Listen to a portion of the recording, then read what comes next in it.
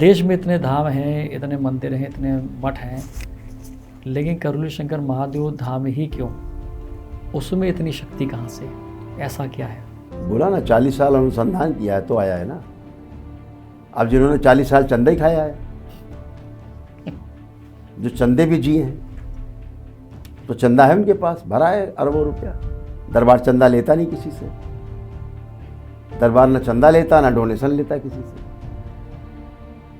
दरबार जो वैदिक प्रक्रिया करता है उसका शुल्क लेता है, जो खर्च आता है लेता है, जो बचता है उसको दरबार की जो व्यवस्था उसमें सदुपयोग करता है। तो किसी से चंदे की जरूरत ही नहीं पड़ती है, ना व्यक्तियों से ना सरकार से।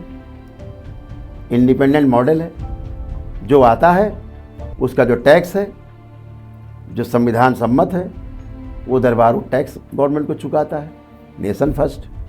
तो कुल मिला के गुरुदेव एक ही बात कहेंगे कि लिव इन के समर्थन में नहीं है और गंधर्व विवाह के विरोध में नहीं है आप? लिव इन के तो हम विरोधी हैं, जो पाश्चात्य सभ्यता वाला लिव इन है, जिसमें शादीशुदा स्त्री पुरुष गैर शादीशुदा है या शादीशुदा अन्य स्त्री पुरुष साथ रहने का प्रयास कर रहे हैं। ये अपराध है, ये अनैतिकता है, ये दुराचार है, ये व्यभिचार है। इसका विरोध करता है दरबार। जो लिविंग की बात कर रहे हैं हम, जिसे हम लिविंग नाम दे रहे हैं, जिसको हमारे सर्वोच्च न्यायालय ने भी कवर दिया है बच्चों को, और जिसको हम शास्त्रीय कवर भी दे रहे हैं, बात कर रहे हैं, जिसको हम गंधर्व विवाह भी कहते हैं। ये गंधर्व विवाह दो अविवाहित लोगों का, तो नाबालिग लोगों का, जिनको अधिकार प्राप्त है संविधान से भी और समाज से भी, दो बालिग लोग ऐसा कर रहे हैं, तो उनका हम विरोध नहीं कर रहे हैं। विरोध इसलिए नहीं कर रहे हैं कि हम उनको